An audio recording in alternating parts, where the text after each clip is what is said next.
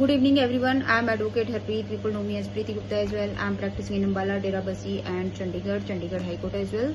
आज जो मेरा टॉपिक है वो है कि आप किस किस व्यक्ति को गवाह के रूप में कोर्ट में अपने केस में पेश कर सकते हैं, उस पर्सन की गवाही करा सकते हैं।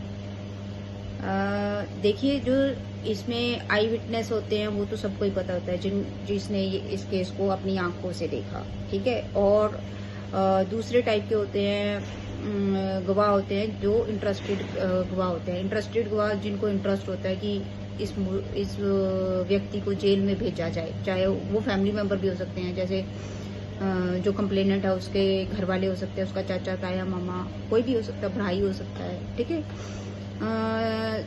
और होते हैं इसमें जैसे चांस विटनेस होता है। चांस विटनेस उस व्यक्ति को बोलते हैं जो बाय चांस उस जगह पर पहुंच जाता है जब वो क्राइम हो रहा होता है या जो घटना घट रही होती है।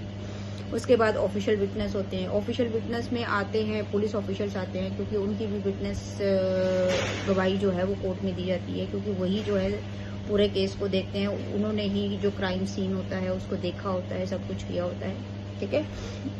उसके बाद आते हैं एक्सपर्ट विटनेस। एक्सपर्ट विटनेस में बहुत सारे एक्सपर्ट्स को आप लेकर आ सकते हो कोर्ट में, जैसे कि आपके मेडिकल के हो सकते हैं, फोरेंसिक में हो सकते हैं। फोरेंसिक वाले कौन से होते हैं, जैसे ब्लड स्टेन्स वगैरह की अगर इन्फॉर्मेशन देनी हो वो हैंड राइटिंग एक्सपर्ट होते हैं, इंजीनियर एक्सपर्ट होते हैं, फाइनेंशियल एक्सपर्ट होते हैं। मान लीजिए सीए वगैरह है, अगर उनकी कहीं गवाही की जरूरत पड़ती है पैसों के लेन देन के मामले में, तो वो होते हैं।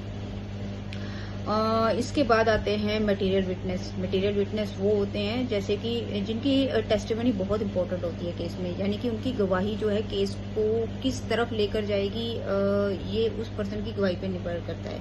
कि कई बार ऐसा होता है कि आपने देखा होगा कि कई लोग जो है जो कंप्लेनेंट है वो इस चीज को सोच लेता है कि अगर इस पर्सन ने मेरे फेवर में गवाही कर दी तो मैं केस जीत गया। तो इस टाइप के जो गवाह को आप वो मटेरियल विटनेस बोल सकते हैं। इसके बाद आपका आ जाता है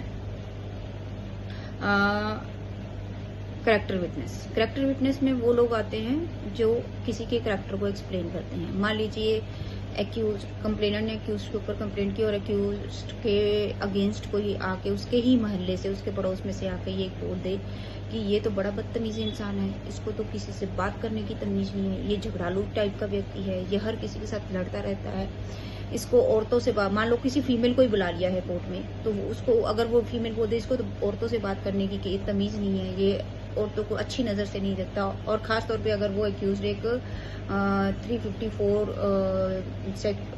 354 के केस में है या 379 के केस में है, तो ऐसी इस टाइप की जो गवाहियां हैं वो उसके अगेंस्ट बहुत हो जाती हैं। इसीलिए बोला जाता है कि आप अपना जो स्वभाव है, लोगों के साथ जो आपका उठ बैठ है सोसाइटी में, उसको हमेशा अच्छा रखिए। कुछ नहीं पता होता कब आपको किसी की हेल्प की जरूरत पड़ जाए, ठीक है।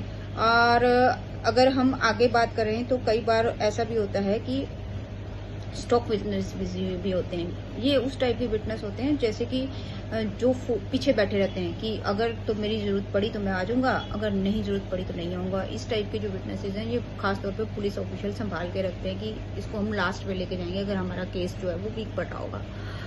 अब बात करते हैं कि ये जो विटनेसेस की बात करी हो, ये जो गवाहियों की बात करी हो, किन किन व्यक्तियों को आप कोर्ट में अपनी गवाही के लिए लेके आ सकते हैं। तो ये एक्यूज्ड और कंप्लेनेंट दोनों लेके आ सकते हैं, सिविल और क्रिमिनल केस दोनों में लेके जा सकते हैं। होप मैं आपको क्लियर कर पाई होंगी कि आप किस किस व्यक्ति को अपने केस में, कोर्ट केस में गवाही के लिए लेके जा सकते हैं। Thank you so much.